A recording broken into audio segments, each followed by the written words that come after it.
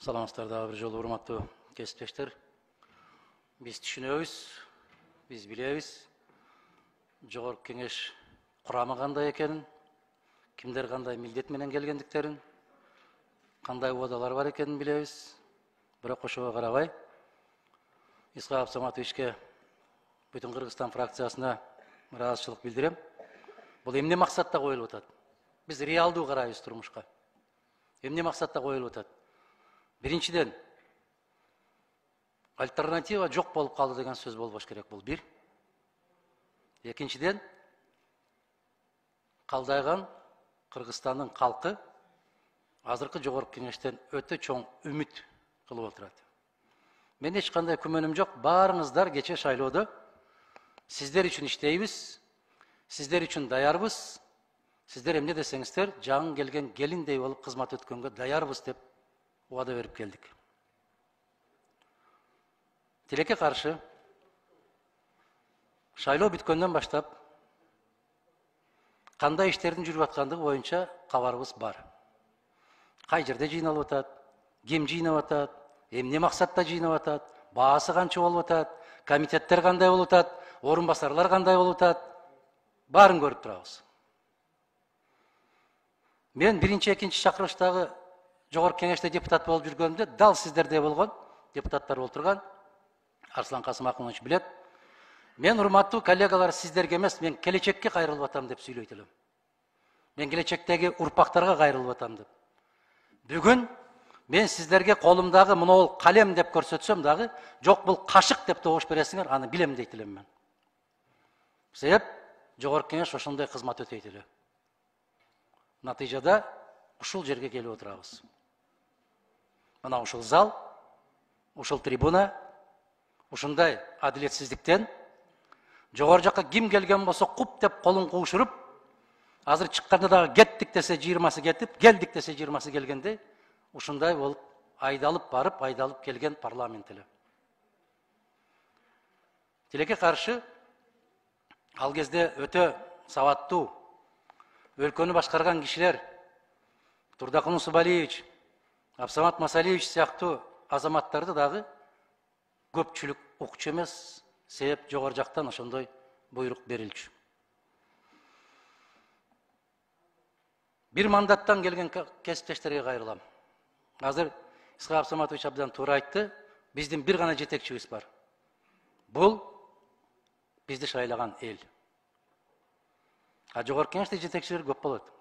Фракциянын жетекчиси бар, комитеттин жетекчиси бар. Андан калса могул жерде катар тизилип отурган дагы бир жетекчилер болот. Алар телефон чалышат, алар киришет, алар суранышат, алар өтүнүшөт. Буга мындай добуш берип коюңуз, буга мындай тигиндей добуш берип коюңуз деп. Ар ким өзүнүн жүзүнүн алдында, өз абиринин алдында жооп берет. Мен макулдук бергендин себеби бирөө. Калдайган Кыргызстандын калкы билип койсун. Башка дагы көз караш бар. Башка дагы жол бар, башка дагы принциптер бар. Мындан күчтүү, мындан кудуреттүү, мындан акылдуу, мындан сабаттуу бийлик дагы болгон, алар жок, жогорку кеңеш бар. Алар кетти, калдайган калк калды. Менин бүгүнкү сөзүм дагы тарых үчүн кайрылам. Жогорку кеңеш өзүнүн ордун татыктуу алмайынча, көз карандысыз мамлекеттик бир органга, нукра элдин өкүлүнө айланмайынча, бизде адилеттүү мыйзамдар кабыл алынбайт. Мына азыр эле регламенттин маселесин караганыбызда сезип атабыз, угуп атабыз, көз ымдашкандарды, башкаларды көрүп атабыз. Мен мындан туп-туура 12 жыл башта Ак үйдөн чыгып кеткем. Аны Нурлан Шакеев мырза жакшы билет. Элмирза Ракиевич жакшы билет. Протест катарында чыгып кеткенбиз. Бүгүн кирдим. Биринчи жол астанасын аттадым. Ашканасына көрүп, ичим ооруду. Ыйлагым келет. Эң алыска айылда калган ооруканаларда дагы мындай тамак жасалбайт. Биз бүтүн Кыргызстан партиясы регламентти сыйлап, мыйзамдарды сыйлап, ушул күнгө чейин Ак үйдүн астанасында аттаган жокпуз. Кирген да жокпуз. кабинеттерди өз башымчалык менен басып да алган жокпуз. Кээ бир ачкычтарды алып алып, кайда барсаң анда бар, бул жерди бошотпойм деген биздин кесиптештерге окшогон жокпуз. Биз тартиптүүлүктү, биз ыймандуулукту көрсөттүк. Биз ак үйгө кирип кабинет алабыз деп, элдин алдында убада берген эмеспиз. Биз элге керектүү мыйзамдарды кабыл алабыз, чыркыраган чындыкты айтабыз, мыйзамдардын кыйшаюусуз аткарылуусун талап кылабыз деп келдик. Бул жерде туруп азыр ант иштик. Кыргыз Республикасынын конституциясын жана мыйзамдарын кыйшаюусуз аткарууга ант беремин деп ант бердик. Бирок чу дегенден баштап мыйзамдардын бузулушунан баштадык. Себеп регламентте иштин башталышы кандай болуш керек, кандай уланыш керек. Эгерде төрагалык кылуучу танапис жарыялагандан кийин 15 мүнөттүн ичинде кворум жыйнай албаса, жыйын болбой калды деп таратылыш керек. Окуңуздар регламент.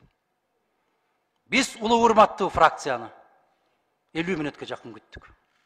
Эгер ишибиздин башталып атканы ушул болсо, аяк эмне менен битөөрү белгилүү. Өзүбүздү сыйлашыбыз керек. Жок дегенде өзүбүздү, бизди шайлаган элди жана кабыл алган мыйзамды сыйлашыбыз керек. 15 мүнөт деп айтылдыбы? 15 мүнөттө кел ушул жерге. Себеп бул Нуржигит мырза жакшы билет. Убакыт деген аманат. Бул деген аманаттыкка кыянаттык болот. Убакытты айтып коюп басып жүрө берген, бул жоопкерсиздик деген болот. Мен жогорку кеңешти, илгерки жогорку кеңешти көргүм келет. Туруктуу, тартиптүү жогорку кеңешти көргүм келет. Жогорку кеңеш өзүнүн ордун ээлегенин каалагым келет. Жогорку кеңештин депутаттары президенттин администрациясынын референти чакырса, чуркап барганын көргүм келбейт. Алардын кол астында жаш баладай чуркап, кагазын көтөрүп, жалдырап, көзүн карап турганды каалабайм. Сиз менен биз элдин өкүлүбүз. Сиз менен бизге эл добуш берди. Элдин добушу бул аманат. Бул дагы аманатка кыянаттык болот. Эл ишенип добуш бергенден кийин келип, жүзүбүздү өзгөртүп, тиги жак мындай деп атат, бул жак мындай деп атат деп ойноп кеттик. Демек ошол элдин берген ишенимине кыянаттык кылган болобуз. Бул заманда жоопкерчилиги жок болсо, акыретте сөзсүз жоопкерчилиги болот. Аманатка кыянаттык деген түшүнүк бар. Мен бул жогорку кеңешти ушундай көргүм келет. Туруктуу, ынтымактуу фракция биз бөлүнбөйбүз деген менен бөлүп четке чыгарып, керектүү инсандарга керектүү нерселер менен камсыз кылып койдуңар азаматтар. Тилибиз де башка, дилибиз башка. Сүйлөгөнүбүз башка, кылганыбыз башка. Мына ошон үчүн өспөй атабыз биз өлкө катарында. Бизди ошон үчүн кошто мамлекеттер өлкө катарында көрбөй атат. Дээрлик бүгүн изоляцияда калып калдык. Жогорку кеңештин төрагасы деген бул элдин өкүлү болгон жогорку кеңешти эл аралык аренада дагы президентмин деген кишиси болобу, өкмөтмүн деген кишиси ким болсо ошол болсун, алар менен конституциянын тилинде адамча, ийилбей, бүгүлбөй, колго суу куйбай сүйлөшкөндү билиш керек. 90 депутатка төрагалык кылыш, бул 90 депутаттын атасы да, энеси да болом деген сөз. Тилекке каршы 120 депутат. Мышыка балапанды алдыргандай алдырдыңар, оозуңарга талкан салгандай болуп отуруп алдыңар. Конституцияны кабыл алдыңар, конституцияны мүнөт сайын тебелеп атты, дың деген бир сөздү укпадык биз силердин оозуңардан. Каалаганыңарды алып кетип барды, каалаганыңарды ушул жерден туруп алып сүйлөп атты, эртең сени алып кетемиз, эртең бүрсүгүнү сени алып кетем. Токтот деген сөздү бирөөңөр айта албадыңар. Төрагаңар баш болду. Кесенбаевич, Тилекке каршы 7-создун чакырылышын жогорку кеңештин өз кадыр баркы, өзүнүн орду болушу керек. Сүйлөп аткан кишиде ушул программага кирет. Ушул эң чоң программага кирет. Депутаттын көз карандысыздыгы эң чоң программа. Жөрмөлөбөгүлө, өрмөлөбөгүлө деп айткым келет. Дагы бир жолу айтам. Жогорку кеңештин ишин конституцияда кандай болсо, ошондой кыйшаюусуз алып кетүү бул оор маселе. Айрыкча биринчи жолу шайланган депутат коллегаларыбыз иштин канчалык оор экенин эми билесиздер. Эми түшүнөсүздөр. Кайсы мыйзамга кандай добуш беришин келип үстүңөрдөн туруп алганда ошондо сезесиздер. Көпчүлүк учурда болгон. Аттың мен кайда түшүп калдым деген учурлар болгон. Мен Кыргыз Республикасынын Жогорку Кеңешинин 7-ci чакырылышын чындыгында элдик парламент, элдик Жогорку Кеңеш эл үчүн кызмат кылган, чыркыраган чындыкты кылдай кыйшайбай айткан, өз принциптеринде бекем турган, мыйзамды так даана ким экендигине карабастан аткарта ала турган Жогорку Кеңеш катарында көргүм келет. Кадыр баркын өтө жогору болгусун көргүм келет. Себеп Конституцияда жазылган, мыйзамдардын так аткарылышын көзөмөлгө алуу тийиштүү комитеттерге жүктөлгөн. Ал биздин, сиз менен биздин мойнубузга жүктөлгөн. Баарыңыздардын ишиңиздерге ийгилик каалайм. 5 жыл тез эле өтөт. Көз ачып жумганча өтүп кетет. Келгенде бир сүйүнөбүз. Күн өткөн сайын кылчайып артты караганда жүрөгүбүз оорубагандай, аттың ушундай кылсам болмок экен дегендей болгон өкүнүчтөрдөн алыс болушун каалайм. Ишибизге ийгилик, дагы бир жолу баса белгилейм. Мен реалдуулукту түшүнөм.